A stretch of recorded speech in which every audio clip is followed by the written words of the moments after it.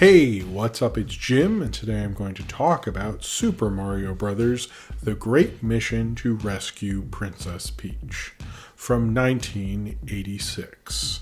Now, this is actually a sort of a part of film history because it is actually the first video game movie ever to play in theaters, not in America, or at least legally. It came out on the exact same day, July 20th, 1986, as Running Boy Star Soldier's Secret. They both came out the same day, so they're actually tied for the first video game movie, but I don't know what that other thing is, and I also didn't look for it. So I'm talking about this one. I think this is probably a little more significant, knowing what Mario has become and the Illumination film, which at this time I have yet to see because it hasn't been released at the time I shot this. But so this was only released in Japan, and only in Japan at a certain theater chain called Soshuko, I think, Sakichu, I'm not sure. It was only released in a certain theater chain in Japan, given a limited VHS release, never re-released on VHS, never put on DVD or Blu-ray, never released outside of Japan because the company that released it doesn't really do business outside of Japan. So even though Mario is a pretty huge brand and they actually had an animated Mario movie like this entire time, they just sort of didn't do anything with it, is the information that we can find out about. It did make its way to YouTube. There was a 4K restoration and fan dub.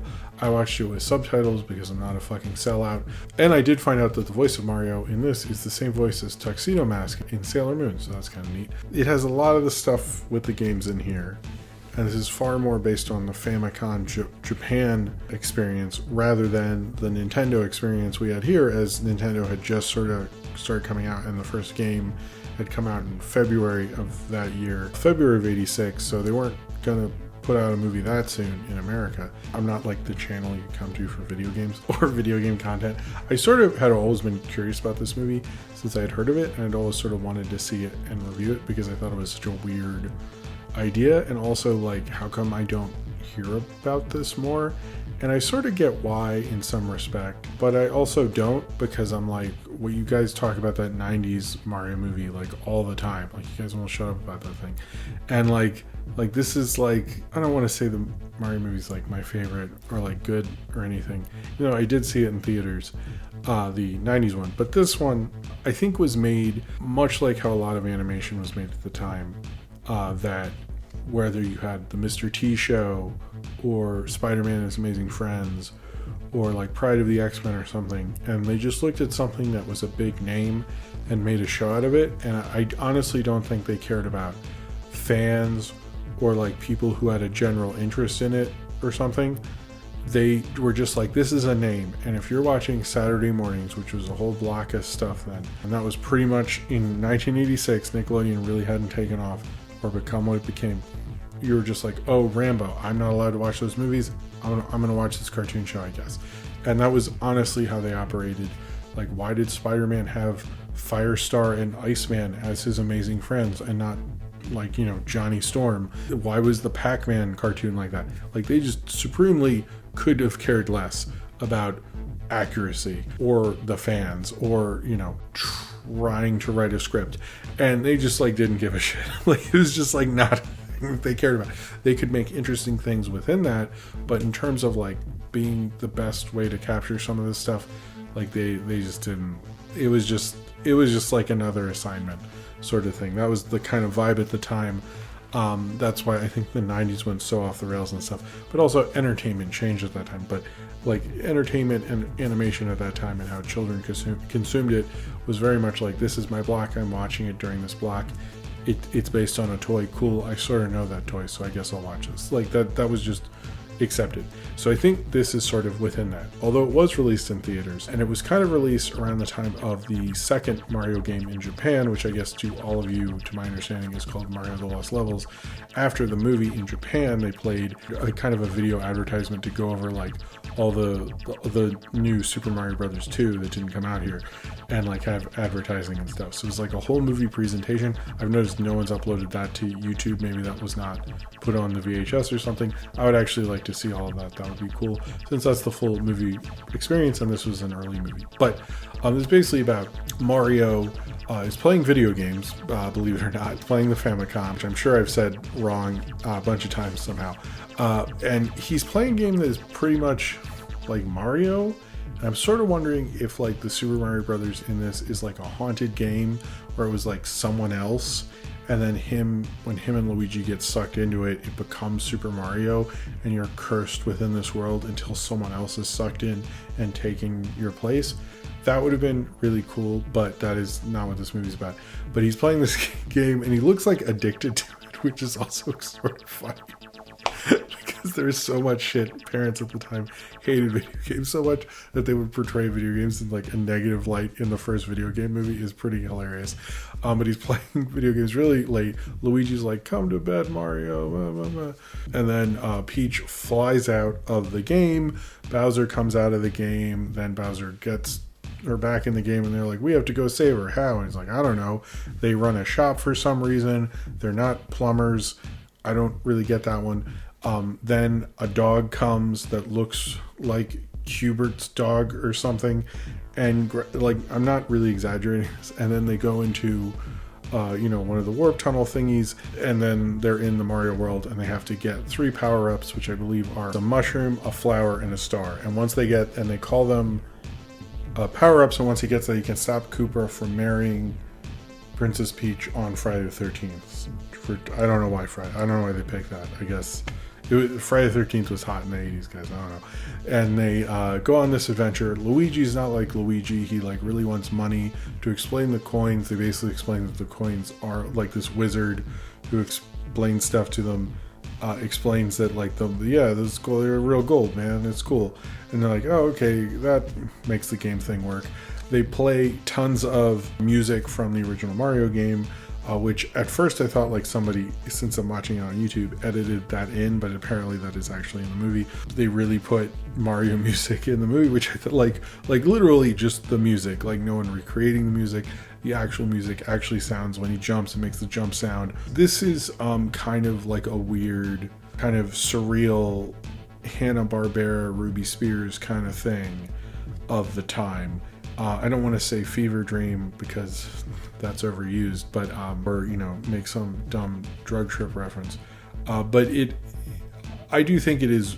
I mean, Mario's weird already, but it is definitely going to very weird. They really like this one walk cycle a lot. They keep going to it, but this is like cheaper, very economical animation. Watching it, I did think because I did watch the Super Mario Brothers Super Show, and even would for years talk about how cool it was that Zelda was only on Fridays. Like, oh, it's Friday, it's Zelda Day. And I'm surprised they didn't try to play this off as like a TV special, because it's only 61 minutes even.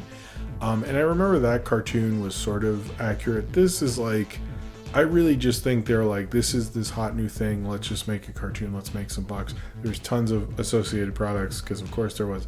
And there was ramen, which they actually promote within the movie. They had like watches, records, all this stuff. I heard a lot of that stuff's really rare now, especially the VHS release. I think this is more indicative of the time and more interesting that this happened. But I don't know if this movie is that interesting beyond the context of like it being the first video game movie, it being kind of the first major video game movie. I don't think that other thing is.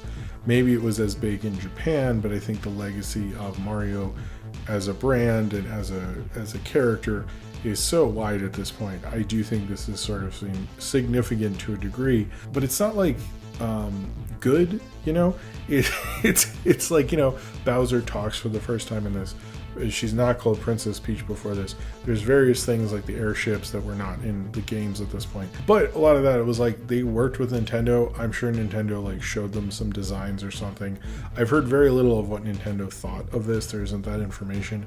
I don't know when Game Historian's going to make a video on this. It'll be way better than this one. So I'm totally excited for that because I would like to know. But it doesn't seem like anyone's that enthralled with it since it didn't leave Japan at all. And this would, in my mind, even if you gave it a crappy VHS release at the time, would have made a lot of money. I don't think it was like bad enough to hide away, I think it is very weird, even for the time and stuff. I think it's very strange, kind of interesting, unique. kind of version of Mario, particularly like it messes up Luigi. It doesn't seem like they have a firm grasp on who he is. They have this dog for, I don't really understand what the dog does other than get them to go into the world and like find the princess and stuff. Like really no reason to be there. It's just sort of like how crappy animation was at the time. It's really, that's all it really is, unfortunately. You know, I think if you're a Mario fan, there's probably more little intricacies you could get into. The Toad, I guess, is sort of a girl in this. I'm not sure. I don't know. I enjoyed watching it because I grew up with animation like this, and I was like, oh, this is kind of fun.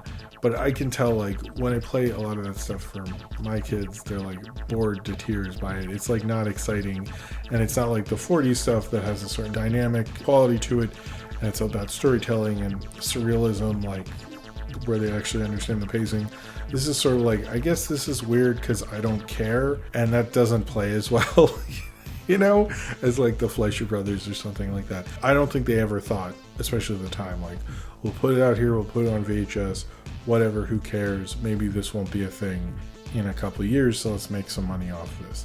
And the production of this feels that way. I don't know if, like, I've not read a book about Nintendo, and maybe they did feel like this would be around for 100 years or something, but this production of this movie makes it feel like they're like, yeah, whatever, you know, we'll get that Pac-Man cartoon money, you know. It just doesn't have much beyond that, unfortunately. But it is, I liked looking at the weird dog. I like some of the walk cycles and looking at animation like this and discovering like kind of a major pop culture moment of the 80s I'd never seen before as a kid who grew up with 80s Saturday mornings. I thought that was great. But if you're not accustomed to that, and you're not into that, I don't really think there would be much for you. I think you'd just be like looking at the flaws and looking at the differences, but I don't think this is like, maybe is like, I think maybe why the 93 one, which is like, I guess the widest first big video game movie with a huge release, is like, it at least has Mario and Luigi Marty, at least has like qualities that I have nostalgia for and memories for, and at least they like sort of tried, even though it didn't fully work out or whatever. This is like, I don't know if anyone really tried, but everyone got paid, and I get that impression from it. It's nothing more than that, but it is interesting to see where video games have gone, because it seems like the publishers, like when they made Pac-Man, when they made this, when they took other video games and made them into television cartoons, and this, there's sort of like whatever to it, and now they care so much to getting it right and accurate and the best quality thing, because they understand these brands could go on forever and ever. And it just shows you the difference of it when they were looking at IP at the time, especially IP at the time in the 80s, because they really didn't have as much respect for it versus IP now.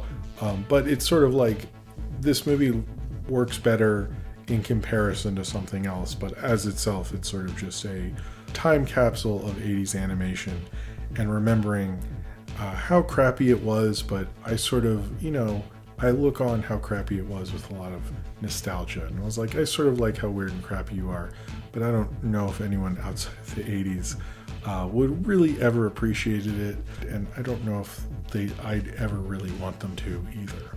So if you've seen Super Mario Bros. The Great Mission to Rescue Princess Peach, and you would like to talk about it, then comment below in the comments, and subscribe if you would like to.